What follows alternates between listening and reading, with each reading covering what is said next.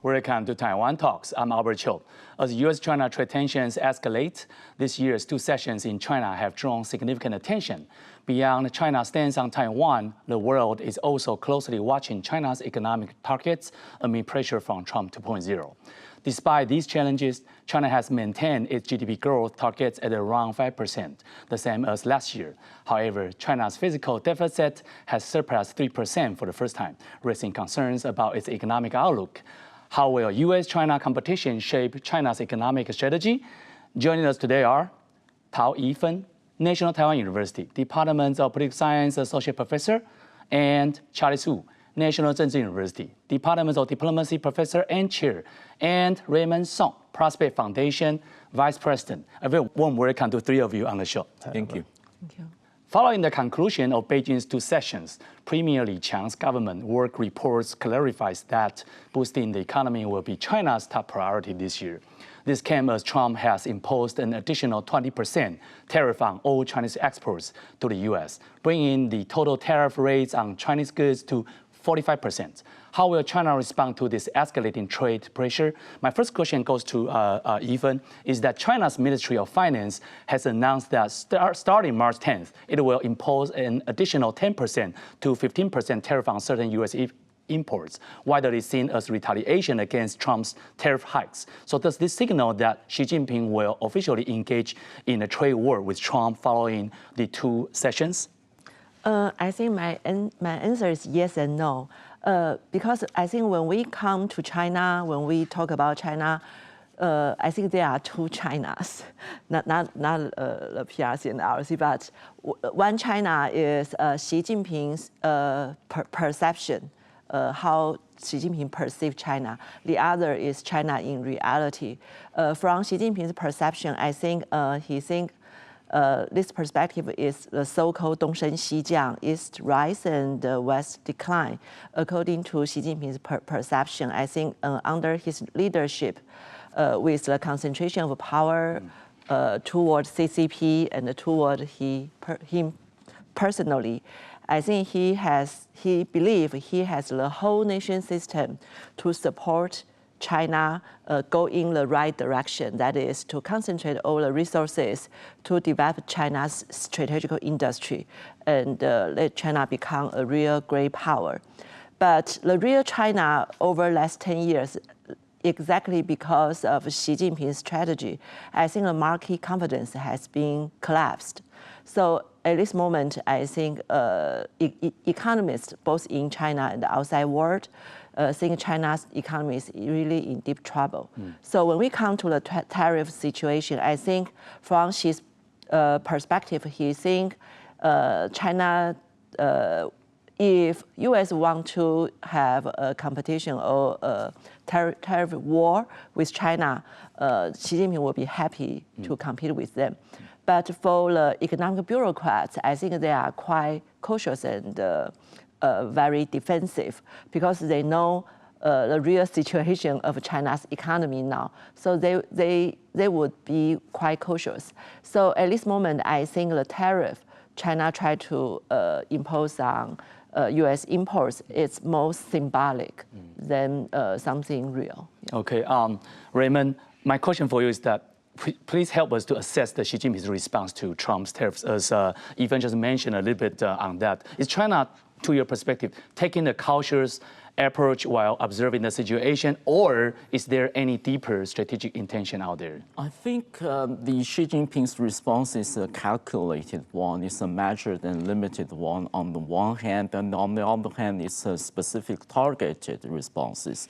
For example, the retaliation tariff targeted those areas which the Trump and his base voter base might feel the pain, for example, agricultural products, for example, oil.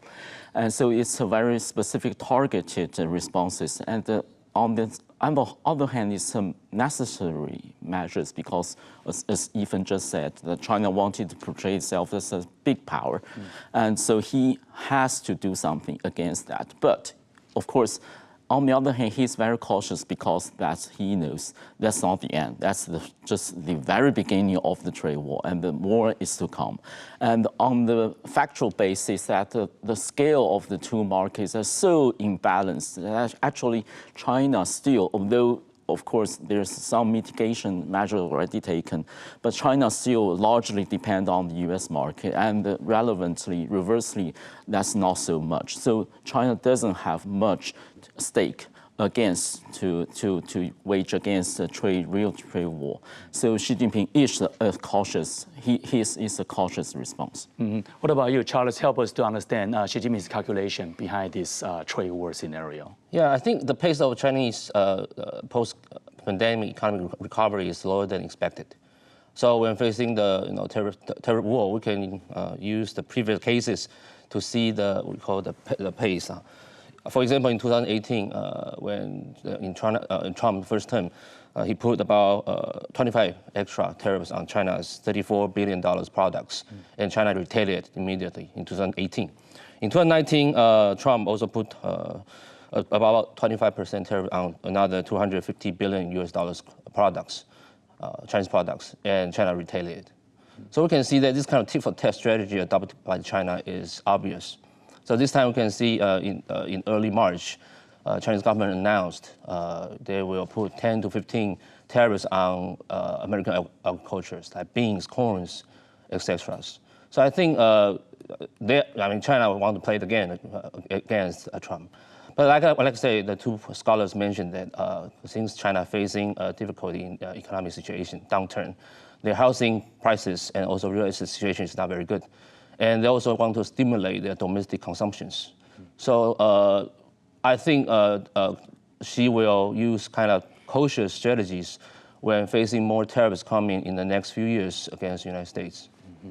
Okay, one phrase stood out in Premier Li Qiang's government work reports: improving policies and mechanisms to promote cross-strait economic and cultural exchanges and cooperation. This has been interpreted as a push for a greater engagement between Taiwan and China. However, at the same time, Wang Yi reaffirmed that Taiwan's only designation at the UN is Taiwan province of China. So how should we interpret the current cross-strait situation? This one I will start from Charles. Yeah, this kind of show, a big show, these days. When we focus on Wang Yi's media press, he spent about 88 minutes answering about 23 questions. Broad questions, but focusing across relations, he used a kind of tough stances. For example, he used Taiwan. If you want to join the UN, there's only one name. Okay, it's China, one of China provinces. I think this can show that we call this kind of conflict escalation between the two, the cross-strait relations. We know that recently China want to, strengthen their opposed independence and promote unification. We call 反独促统 strategies. So they want to send the signals about their kind of, dedications and their insistence on the reunifications. So they ask a lot of pop stars to mention about the reunifications in new medias. And at the same time, our government also shows some responses. So like our MNC, Mainland Affairs Councils, they announced the permanent residence cards. If you acquired by our government officials or public servants, you need to report to the governments. And we have started to investigate the people who are serving the governments or universities, public universities, who are applied for the residence card before. So I think this kind of tit-for-tat, or we call it conflict escalation, will keep going on for the next few years, as I think right now it's not the frozen point between the cross relations, but we'll keep going down in the future. Raymond, do you foresee any real possibility of expanded economic cooperation cross-straits, or you think the tension will continue to escalate? Of course, on the other hand, I agree with Charles that the tension between the both sides are rising. But on the other hand, the whole trend of the trade and the economy side is that firstly, Taiwan has rapidly reducing its dependency on China. No matter we see a lot of Taiwanese business that has retreated from China, either back to Taiwan or to the Southeast Asian countries. The second one is that actually, so the outbound investment from Taiwan to China has dramatically reduced from about a decade ago as much as 80% of the outbound investment into, in the recent years, it's about 30%. It's a dramatic decrease. So the general trend is that the two sides, trade and investment relationship, are decreasing due to geopolitical tension and also due to supply chain and global economic situations. Considering supply chain, even you can respond to the same question as well, but I will add up to that with this question is that with TSMC's recent $100 billion investment in the United States, Taiwan and the U.S. appear to be strengthening ties. So how will this impact cross-trade relations? Well, just as two scholars just mentioned, I think real development between of the economic relations between the two sides actually reflect a kind of a reorientation of a global supply chain due to the de-risking efforts of many countries and multinational companies. So we could see TSMC's decision to invest $100 billion US dollars to the United States also reflect this kind of a trend. So I think it is the trend for the time being. Not only Taiwan, but many foreign companies have been moved out of China over the last 2 or 3 years. So I think under this situation, even though Premier Li Qiang talked about economic cooperation, but I don't think that kind of tricks the Chinese government is using to promote the so-called social integration, 社会融合发展, it would really work to reverse this kind of longer trend. Some analysts suggest that China's recent strategic focus is on the economy rather than issues on Taiwan. So if China prioritizes economic growth, will it reduce pressure on Taiwan, or is there an underlying strategic consideration still? Even you can answer this one, please. I think China will not give Taiwan more economic pressure, but the political pressure, I think they probably will intensify, because I think the situation is that China nowadays probably would face the reality that is they probably could not compete with U.S. In a global scale. So they would like to focus on the first island chain. And because nowadays the DPP government is a minority government, both in the Congress and the administration. So under this situation, I think Beijing would give Taiwan more pressure and maybe let Taiwan voters to consider to have some kind of a power transition in next election. So that is Beijing's strategy at this moment. Charles, do you think so? Do you think that China's, especially Xi Jinping's concern with this economic recession and try to offer a solution to it, will kind of divert its attention from Taiwan to more other domains and therefore make the cross-trade relation more stable in the future? I think they will do both. They usually review the political issues and economic issues at the same time. However, like I say, the most difficult situation right now is the economic downturn. For example, the data shows in February, the past February, the CPI for China dropped about 0.7%. Okay, and the PPI, the Producer Product Index, dropped about 2.2. So it shows the deflation situation in China is very serious.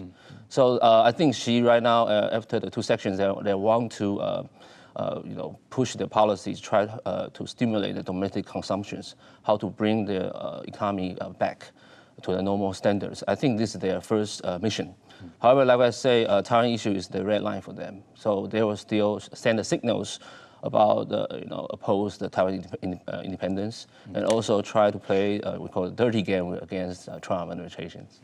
Raymond, brief response to the same question.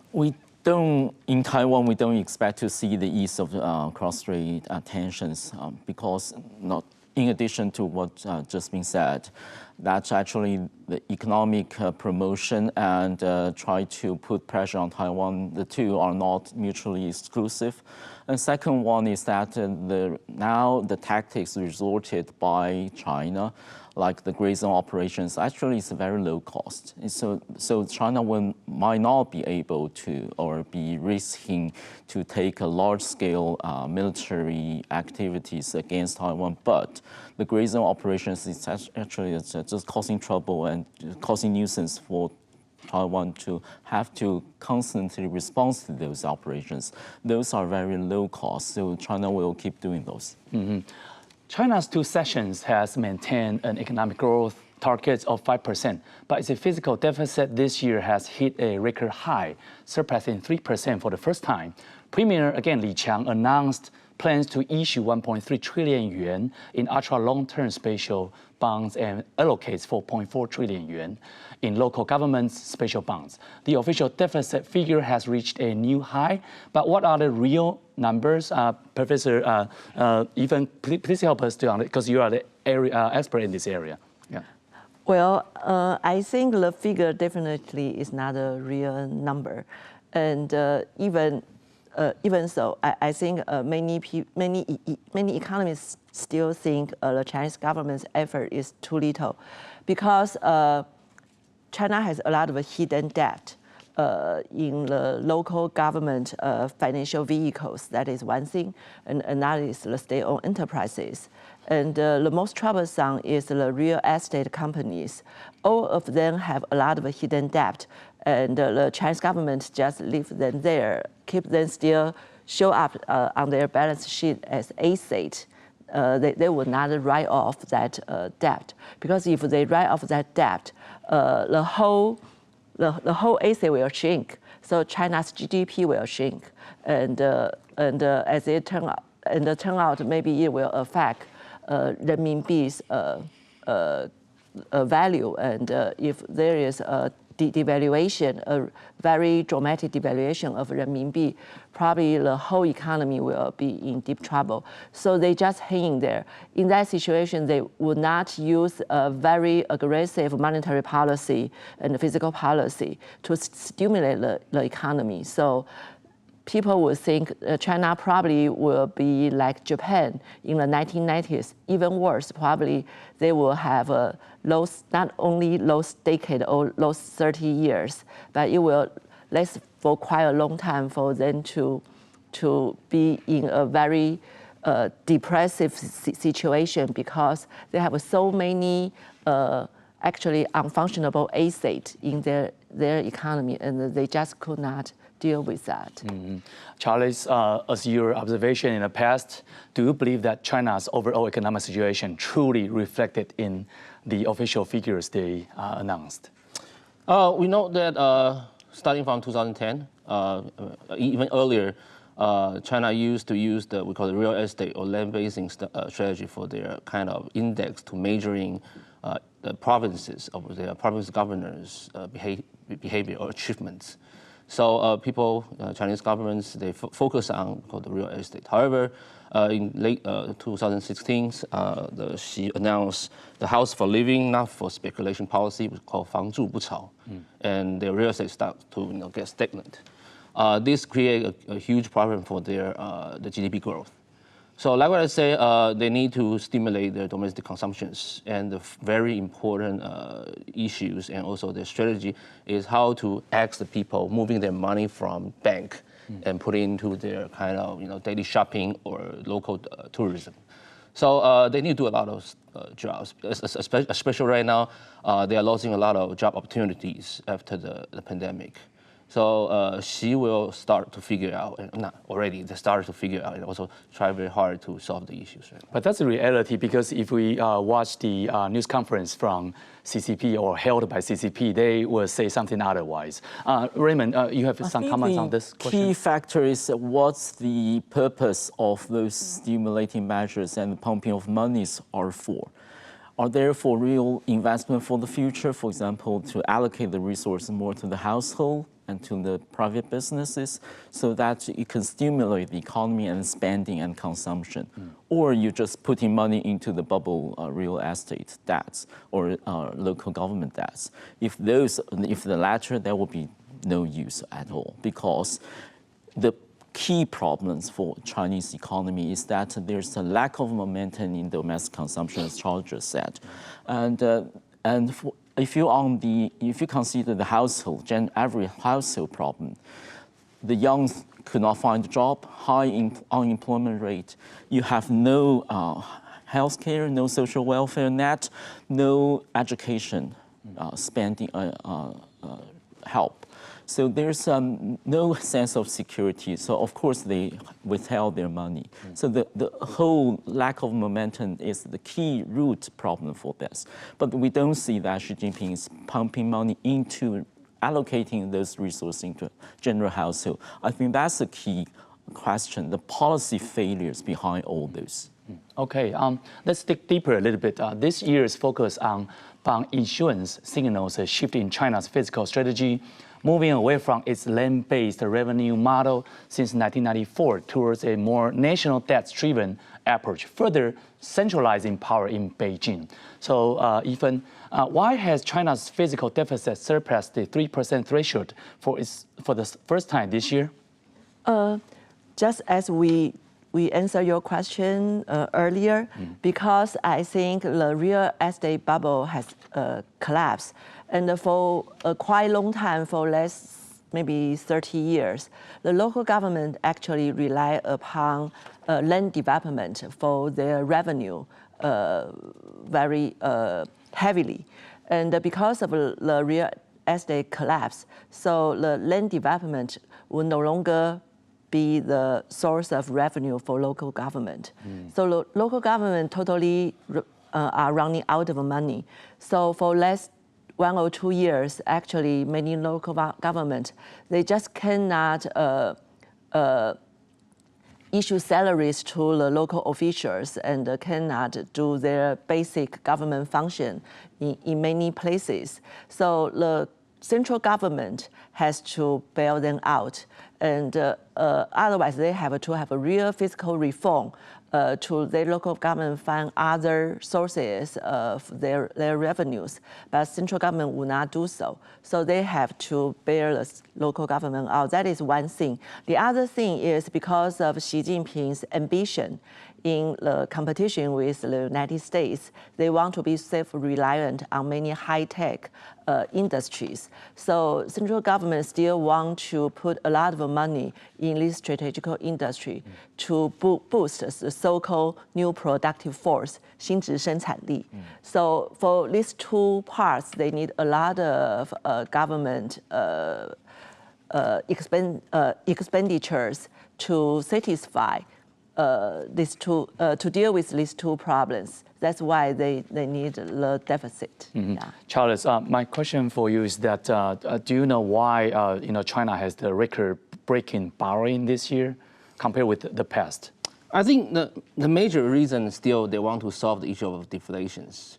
Like I mentioned, in 2025 February, the data shows that the PPP, the Producer Product Index, dropped about 2.2%. It's more than the economists expect, 2.1%.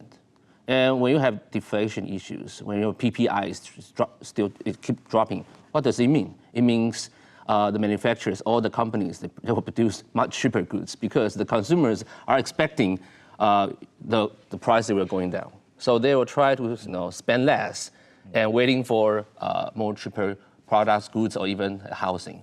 So when the whole domestic economy is facing the deflation issues, I think it will give the China economy boost a big trouble. So this is why they want to lend more, the bonds to the people, the extra new companies, new industrials, try to borrow more money and try to stimulate the domestic consumptions. Like Yi-feng mentioned, the new technology company in China right now, they are we call the kicking engines, try to moving China into a more kind of economic recoveries.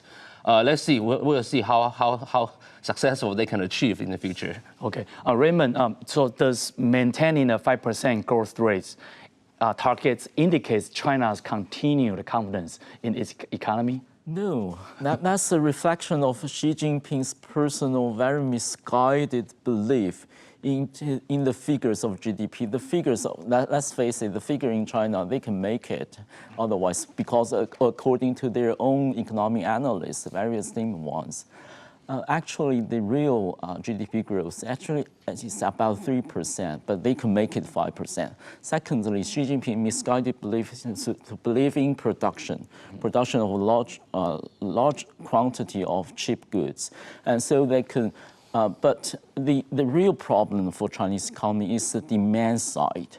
And so the result is that they believe that by producing a lot of goods, they could export. So there's a lot of dumping or overcapacity problems and causing a lot of geopolitical tensions. And domestically, their astrologers say there's still no momentum for spending. So that's the whole issue, that based on what the one man's misguided belief on production and GDP figures. China's ambassador to the U.S., Li Qiang, actually stated in a recent speech that China has become the primary trade partner for over 150 countries and regions. He also noted that the number of newly established foreign invested enterprises in China increased by 9.9% last year, obviously contrary to what you guys described earlier, declaring the theory of foreign capital outflow from China has collapsed. So how should we interpret this messaging strategy, Yi-feng? Because of Trump's re-election, I think Xi Jinping actually feels quite confident that his perception is right, because Trump's re-election maybe that he believes that democracy is a very terrible institution, and democracy can only lead to chaos and division. So he probably will predict in the coming years, U.S. will be in deep trouble, and China should be very confident. And more people will come to invest in China. I think that is Xi Jinping's belief. Okay, Raymond, Charles, and Yi-feng, thank you for great insights in the show. Like our show, subscribe to Taiwan Talks. See you soon.